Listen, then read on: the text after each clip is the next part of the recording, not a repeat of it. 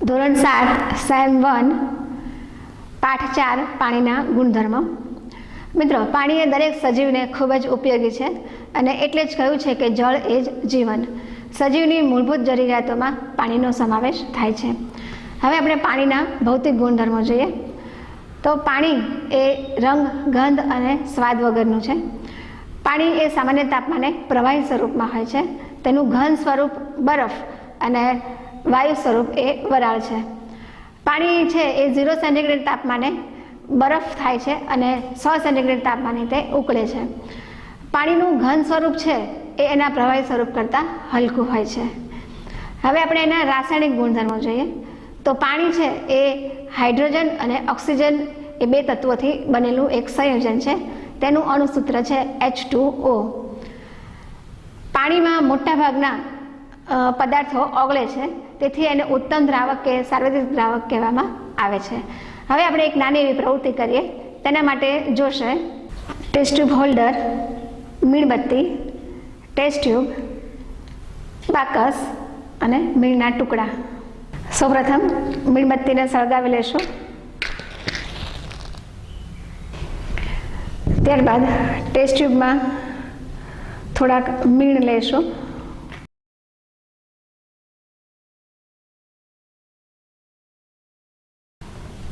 હવે એને ગરમ કરીશું।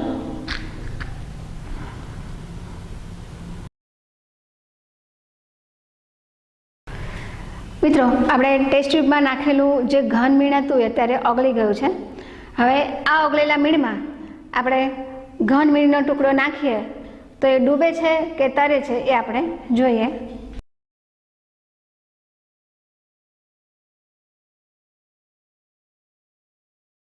ઘન મીણનો જે ટુકડો નાખ્યો એ શું થયો? ટેસ્ટ ટ્યુબમાં નીચે ડૂબી જાય છે, એટલે કે પ્રવાહી મીણમાં તે ડૂબી જતો દેખાય છે આપણે। સામાન્ય રીતે ઘન પદાર્થને ગરમ કરતાં તેનું પ્રવાહીમાં રૂપાંતર થતાં તેના કદમાં વધારો થાય છે।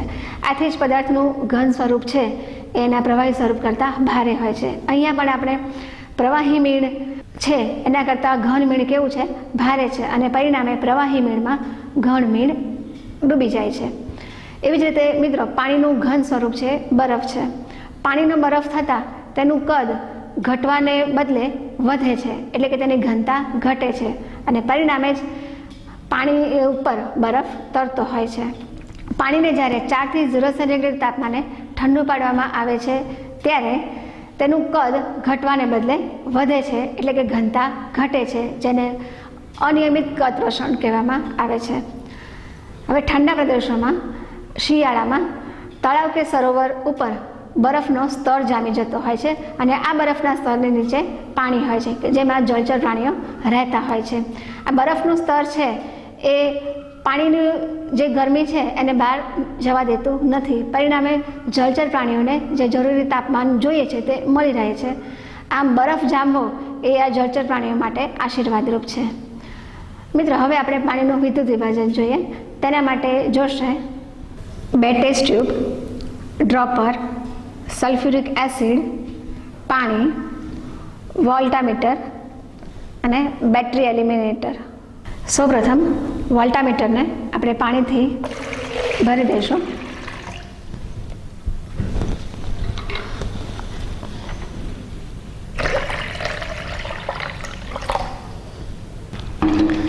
ત્યારબાદ એમાં સલ્ફ્યુરિક એસિડના 4 થી 5 ટીપા નાખીશું અને તેને હલાવી નાખીશું।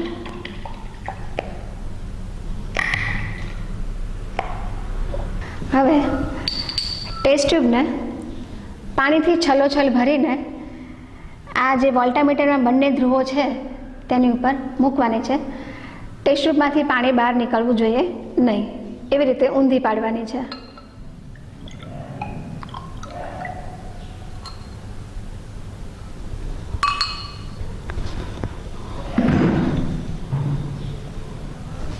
આ રીતે ટેસ્ટ ટ્યુબ ઉપર હાથ રાખીને આ રીતે મૂકવાની છે। એવી જ રીતે બીજી ટેસ્ટ ટ્યુબને પણ મૂકી દઈશું।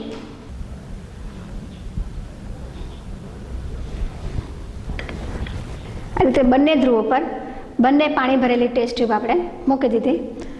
વોલ્ટામીટરના બંને છેડાને આપણે બેટરી એલિમિનેટરના 2 છેડા સાથે એને જોડી દઈશું. હવે આપણે બેટરી ચાલુ કરીશું. બેટરી ચાલુ કરતાં પાણીમાંથી વિદ્યુત પ્રવાહ પસાર થશે અને પરિણામે પાણીમાં જે 2 તત્વો છે, હાઇડ્રોજન અને ઓક્સિજન છે, એ આ બંને કસનળીમાં, એક કસનળીમાં હાઇડ્રોજન અને બીજી કસનળીમાં ઓક્સિજન એ છૂટો પડશે. મિત્રો, H2O એટલે એ હાઇડ્રોજન 2 ભાગ હાઇડ્રોજન છે અને 1 ભાગ ઓક્સિજન છે. બરાબર. હવે આમાંથી ધીરે ધીરે પાણી છે એ કસનળીમાંથી બહાર આવતું જશે અને વાયુ છે એ અંદર ભરાતા જશે. અમુક સમય પછી આપણે જોશું તો કસનળીમાંથી અડધી ખાલી થઈ ગયેલી આપણને જોવા મળશે.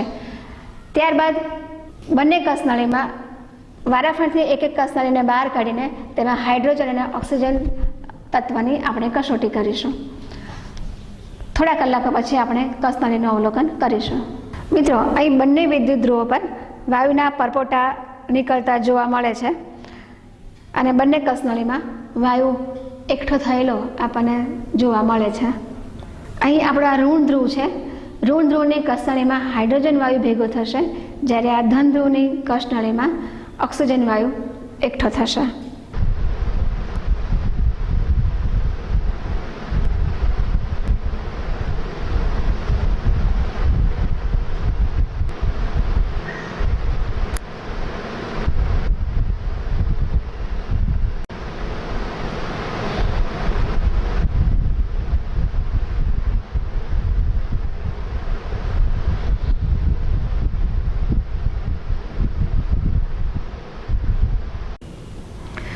મિત્રો, અહીં ઋણ ધ્રુવની કસનળીમાં વાયુ એકઠો થયેલો જોવા મળે છે. તો હવે એ કસનળીને આપણે કાઢવી છે, તો સૌપ્રથમ આપણે બેટરીને બંધ કરીશું અને ધીમે રહીને કસનળી બહાર કાઢીશું અને એ કસનળીના મોઢાને આપણે અંગૂઠા વડે અથવા તો હાથથી દાબી રાખીશું અને ત્યારબાદ એ વાયુની કસોટી કરવાની છે.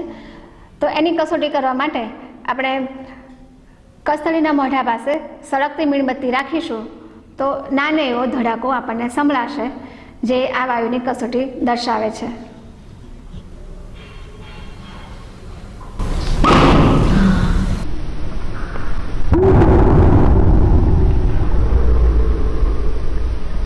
મિત્રો, આમ આ વાયુ છે હાઇડ્રોજન વાયુ છે. હાઇડ્રોજન વાયુ છે એ હવા કરતાં હલકો વાયુ છે અને તેને અગ્નિના સંપર્કમાં લાવતા તે ધડાકા સાથે સળગી ઉઠે છે. જો વધારે પ્રમાણમાં અંદર હાઇડ્રોજન વાયુ હોય તે આ વાયુ દહનશીલ પણ છે, એટલે પોતે પણ સળગી ઉઠે છે. મિત્રો, એવી જ રીતે ઓક્સિજન વાયુની પણ કસોટી કરવામાં આવે છે. ધન ધ્રુવ પર જે ઓક્સિજન વાયુ એકઠો થયેલો હોય છે તેને પણ આ રીતે પાણીની બહાર કાઢીને તેના કસનળીના મોઢાને અંગૂઠા વડે અથવા તો હાથ વડે દાબીને ત્યારબાદ તેની અંદર ધુમાયમાન અગરબત્તીને નાખતા તે આપણને વધારે સળગતી જોવા મળે છે, જે દર્શાવે છે કે એમાં ઓક્સિજન વાયુ એકઠો થયેલો છે. આમ પાણીના વિદ્યુત વિભાજન દ્વારા આપણે હાઇડ્રોજન અને ઓક્સિજન વાયુને છૂટા પાડી શકીએ છીએ. આમ પાણીમાં 2 ભાગ હાઇડ્રોજન અને 1 ભાગ ઓક્સિજન હોય છે. હવે આપણે દ્રાવક, દ્રાવ્ય અને દ્રાવણની સમજૂતી મેળવીએ. તેના માટે જોશે પાણી, બીકર, મીઠું અને કાચનો સળિયો. મિત્રો, સૌપ્રથમ બીકરમાં પાણી લઈશું. આ પાણીમાં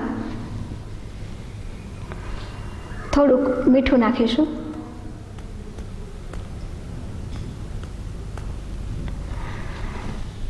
તેને સળિયા વડે આપણે હલાવશું.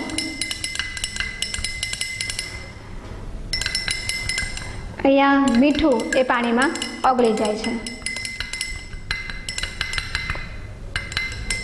હવે મિત્રો, દ્રાવક કોને કહીશું? કે જે પ્રવાહીમાં પદાર્થ ઓગળે છે તેને આપણે દ્રાવક કહીશું. અહીંયા મીઠું એ શેમાં ઓગળ્યું છે? પાણી. તો પાણીને આપણે શું કહીશું? દ્રાવક. ત્યારબાદ દ્રાવકમાં જે પદાર્થ ઓગળે છે તેને દ્રાવ્ય કહેવામાં આવે છે. તો અહીંયા દ્રાવ્ય કોણ છે? તો કે મીઠું. અને આ જે મીઠાનું પાણી જે બન્યું એને આપણે શું કહીશું? દ્રાવણ. બરાબર છે. અહીંયા સામાન્ય રીતે મિત્રો દ્રાવકનો જથ્થો છે એ દ્રાવ્યના જથ્થા કરતાં કેવો હોય છે?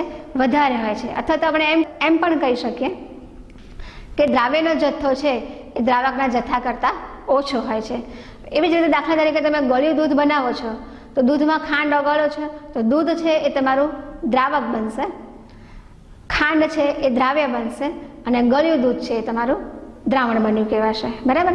આમ કોઈ પણ પદાર્થને પાણીમાં ઓગાળતા બનેલા દ્રાવણને તે પદાર્થનું જલીય દ્રાવણ કહેવામાં આવે છે।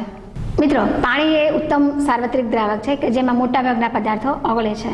તો ચાલો હવે આપણે જોઈએ કે પાણીમાં કયા પદાર્થો ઓગળે છે અને કયા પદાર્થો ઓગળતા નથી। તેને માટે જોશે રેતી, લાકડાનો ભૂકો, ફટકડી, ખાંડ, મીઠું, પાણી અને કાચનો સળિયો। મિત્રો, હવે આ પાણીના બીકરમાં વારાફરતી આપણે આ બધી વસ્તુઓ નાખતા જઈશું અને હલાવતા જઈશું અને જોઈશું કે કયો પદાર્થ પાણીમાં ઓગળે છે અને કયો પદાર્થ પાણીમાં ઓગળતો નથી। સૌપ્રથમ આપણે મીઠું નાખીએ।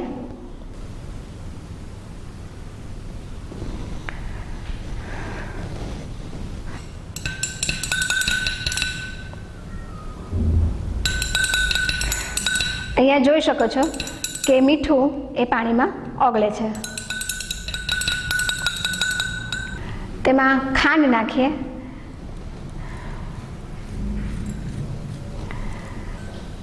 તેને હલાવીએ અને જોઈએ કે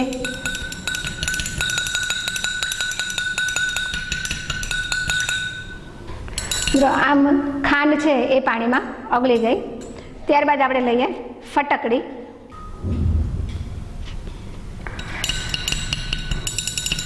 તેને પણ પાણીમાં નાખીને હલાવતા તે પણ ઓગળી ગઈ છે। હવે આપણે રેતી નાખીશું।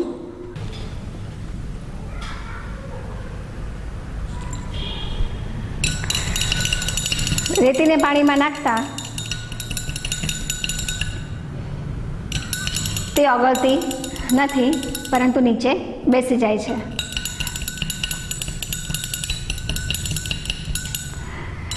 ત્યારબાદ લઈએ લાકડાનો વેર। તેને પાણીમાં નાખીએ અને હલાવીએ તો લાકડાનો વેર પણ છે એ પાણીમાં ઓગળતો નથી પરંતુ પાણીની સપાટી ઉપર એ તરે છે। ઉપરાંત પાણીમાં અંદર પણ એ આપણને તરતો જોવા મળે છે। આમ મીઠું, ખાંડ, ફટકડી એ પાણીમાં ઓગળે છે જ્યારે લાકડાનો વેર, રેતી એ પાણીમાં ઓગળતા નથી। મિત્રો, વરસાદનું પાણી શુદ્ધ હોય છે પરંતુ તેમાં પણ હવામાનના વાયુઓ ઓગળેલા હોય છે। આ ઉપરાંત પાણી છે એ જમીન પર અને ખડકોના સ્તરમાંથી પસાર થતાં તેમાં પણ ક્ષારો ઓગળેલા હોય છે। પરિણામે આ જે શુદ્ધ પાણી છે એ કેવું બની જાય છે? અશુદ્ધ બની જાય છે। હવે મિત્રો, આપણે નરમ પાણી અને કઠિન પાણી વિશેની માહિતી મેળવીએ અને તેના માટેની એક પ્રવૃત્તિ કરીએ। તેના માટે જોશે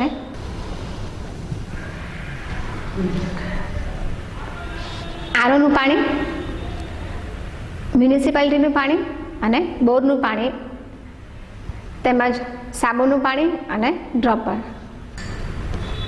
મિત્રો, સૌપ્રથમ આપણે દરેક પાણીમાં સાબુના પાણીમાં એક સરખા ટીપા આપણે નાખીશું।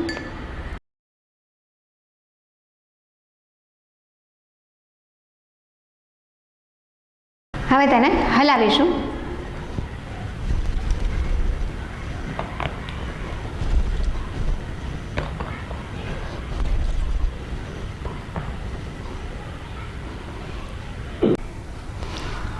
મિત્રો, આમ આરઓના પાણીમાં સૌથી વધારે ફીણ જોવા મળે છે। મ્યુનિસિપાલિટીના પાણીમાં એનાથી થોડાક ઓછા અને બોરના પાણીમાં એનાથી પણ ઓછા આપણને ફીણ જોવા મળે છે। આમ જે પાણીમાં ક્ષારનું પ્રમાણ વધુ હોય તેમાં ઓછા ફીણ દેખાશે અને જે પાણીમાં ક્ષારનું પ્રમાણ ઓછું હોય તેમાં વધારે ફીણ જોવા મળશે। હવે મિત્રો, આપણે જે પાણી પીએ છીએ એ પાણીમાં ક્ષારો ઓગળેલા હોય છે પણ એ ક્ષારોનું કેટલું પ્રમાણ છે એ જાણવા માટે આપણે TDS મીટરનો ઉપયોગ કરીએ છીએ। આ TDS મીટર દ્વારા આપણે જાણી શકીએ કે તેમાં કેટલા પ્રમાણમાં ક્ષારો ઓગળેલા છે અને આ જે પાણી છે એ પાણી પીવા લાયક છે કે નહીં. તો ચાલો આપણે TDS મીટરથી તેની ચકાસણી કરીએ. મિત્રો, આ આપણું TDS મીટર છે. અહીંયા આપણે અલગ અલગ 3 પાણી લીધેલા છે. તેમાં સૌપ્રથમ જે છે એ આરોનું પાણી છે. તેમાં કેટલા TDS બતાવે છે તે જોઈએ.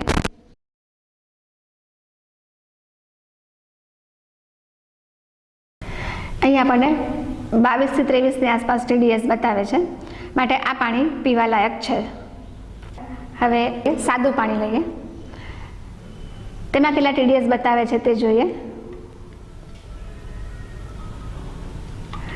અહીં આપણને 267 ની આસપાસ TDS જોવા મળે છે. તો આ પાણી પણ આપણે પીવા લાયક છે. ત્યારબાદ બોરનું પાણી છે. બોરના પાણીમાં કેટલા TDS છે તે જોઈએ.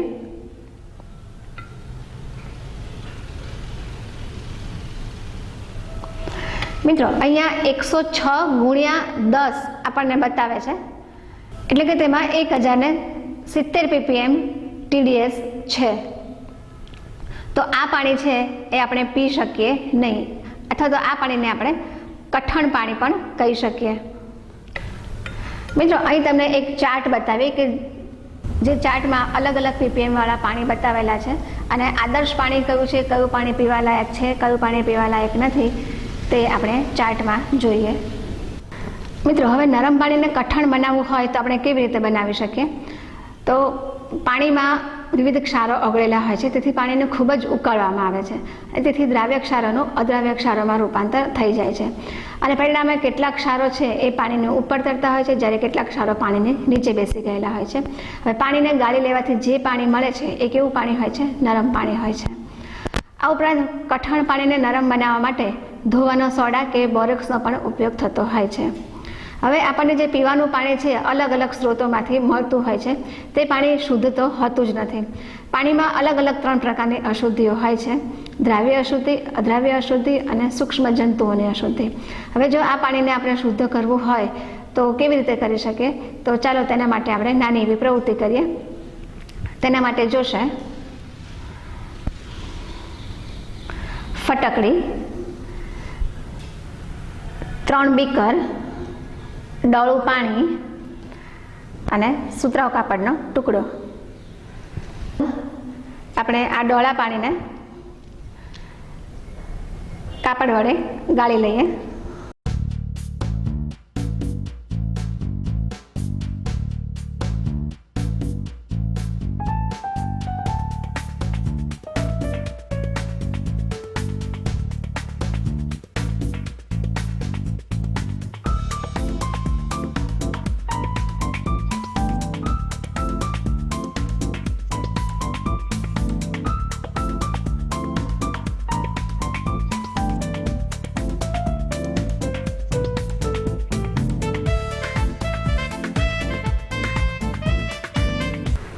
મિત્રો, હવે આપણે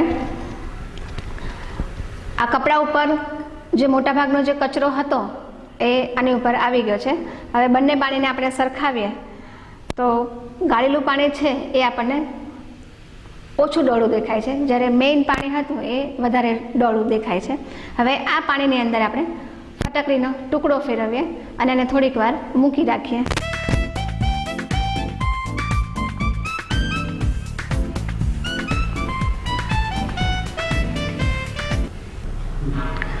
મિત્રો, ફટકડી ફેરવતા પાણીમાં જે ડોળ હતો એ ડોળ બધો નીચે બેસી ગયો છે અને ઉપર આપણને ચોખ્ખું પાણી જોવા મળે છે. આ બંને પાણીને જો સરખાવીએ તો ફટકડી ફેરવેલું પાણી આપણને ચોખ્ખું જોવા મળે છે. હવે આ પાણીને ત્રીજા બીકરમાં નિતારી લઈએ અને આપણે ચોખ્ખું પાણી લઈ શકીએ છીએ. તો મિત્રો, આ રીતે આ પદ્ધતિ દ્વારા મોટાભાગની અદ્રાવ્ય અશુદ્ધિઓ આપણે દૂર કરી શકીએ છીએ અને પાણીને ચોખ્ખું બનાવી શકીએ છીએ. મિત્રો, અત્યારના આધુનિક સમયમાં પાણીને શુદ્ધ કરવા માટે રિવર્સ ઓસ્મોસિસ નામના પ્લાન્ટ વપરાતા હોય છે. આપણે ઘરમાં પણ આરો પ્લાન્ટ વસાવીએ છીએ. તો આ રિવર્સ ઓસ્મોસિસ એટલે શું? કે પાણીમાં રહેલી દ્રાવ્ય અશુદ્ધિઓને દૂર કરવાની અથવા તો છૂટા પાડવાની ક્રિયાને રિવર્સ ઓસ્મોસિસ કહેવામાં આવે છે. તેમાં પાણીને ઊંચા દબાણે ઝીણી જાળીવાળી અર્ધપારગમ્ય મેમ્બ્રેનમાંથી પસાર કરવામાં આવે છે. પરિણામે તેમાંથી દ્રાવ્ય ક્ષારો દૂર થાય છે અને આ ક્ષારોવાળા પાણીને બહાર કાઢી લેવામાં આવે છે. ત્યારબાદ આ દ્રાવ્ય ક્ષારો દૂર થયેલું જે પાણી છે એને અલ્ટ્રાવાયોલેટ કિરણોમાંથી પસાર કરતાં તેમાં રહેલા સૂક્ષ્મ જંતુઓને નિષ્ક્રિય બનાવીને પાણીને પીવા લાયક બનાવવામાં આવે છે. તો આ રીતે આખો આપણો આરો પ્લાન્ટ ચાલતો હોય છે અને આપણે એને ચોખ્ખું પાણી મળે છે. મિત્રો, હવે મોટા શહેરોમાં વપરાતા શુદ્ધિકરણ પ્લાન્ટ વિશેની માહિતી મેળવીએ. તો કે આપણા ઘરમાં જે નળ આવે છે, નળમાં પાણી આવે છે, એ પાણી પુરવઠા દ્વારા આપણને પહોંચાડવામાં આવે છે. આ પાણી મેળવવા માટે તેનો મુખ્ય સ્ત્રોત છે એ નદી, કૂવો, ડેમ કે બોરમાંથી લેવામાં આવે છે. આ પાણીને શુદ્ધ કરવા માટે તેને વિવિધ અલગ અલગ સ્તરમાંથી પસાર કરવામાં આવે છે. તેમાં સૌથી નીચે મોટા કાંકરા હોય છે, ઉપર નાના કાંકરા હોય છે અને એની ઉપર રેતીનું સ્તર પાથરેલું હોય છે. હવે જ્યારે ડોળું પાણી અથવા તો શુદ્ધ પાણી તેમાં નાખવામાં આવે છે ત્યારે મોટાભાગનો અદ્રાવ્ય કચરો તેમાંથી પસાર થતાં રેતીમાંથી પસાર થાય છે. ત્યારબાદ નાના કાંકરા અને મોટા કાંકરામાંથી ગળાઈને એ પાણી આપણને મળે છે. આ પાણીમાં ક્લોરીન વાયુ પસાર કરીને તેને જંતુમુક્ત કરવામાં આવે છે અને ત્યારબાદ આ શુદ્ધ પાણી આપણા ઘેર ઘેર નળ દ્વારા પહોંચાડવામાં આવે છે. આ ઉપરાંત મિત્રો, ચોમાસાની સિઝનમાં આપણા ઘરે આરોગ્ય વિભાગના કર્મચારીઓ દ્વારા પણ આપણા ટાંકામાં કે જે પણ આપણે પાણી વાપરતા હોય છે તેમાં ક્લોરીનની ટીકડીઓ નાખવામાં આવે છે, જે પાણીને જંતુમુક્ત કરે છે. આ ઉપરાંત જો પાણીને ચોખ્ખું કરવું હોય તો બ્લીચિંગ પાવડરનો પણ ઉપયોગ કરવામાં આવે છે. રોગચાળો ફેલાય ત્યારે પાણી છે એ હંમેશા આપણે ઉકાળીને પીવું જોઈએ, જેથી તેમાં રહેલા સૂક્ષ્મ જંતુઓ નાશ પામે છે અને આપણે રોગચાળાથી બચી શકીએ છીએ.